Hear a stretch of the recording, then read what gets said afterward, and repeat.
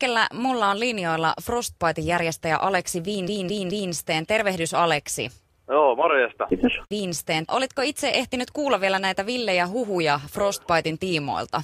No enpä kauheasti kerran kuuntelemaan. Tällä hetkellä on semmoisia huhuja liikkeellä, että norjalaiset bändit olisivat edelleen Norjassa odottelemassa mahdollisia lentolippujaan. On myöskin Norjasta tuli meidän kesämökkiin, semmoinen vanha rakennus sinne, niin tuli päällekkäin ja Norjasta.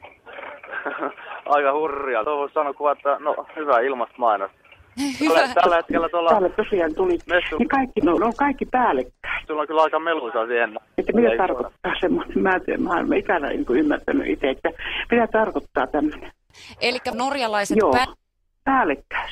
No tosiaan niin päällekkäin. Kaikki on niin kuin ihan loistavasti ja kaikki hyvin ja nämä huhut voidaan kaataa tässä kohti, eikö joo? Ei mikään lattia ollut kuin vanha rakennus. Niin ne vaan tulivat sinne ja ne vaan tekivät sinne, ne vaan kaikki nousivat päällekkäin. Mä koskaan en ymmärtänyt. Kyllä, meillä on tuolla kovat bileet parhaillaan menossa, että siellä on tehty jo kaikkea tuotella vaan, että norjalaiset pääsee loppuhuipennukseen. Justiinsa. Norjalaisen tilanteeseen voin sanoa, norjalaiset keksii.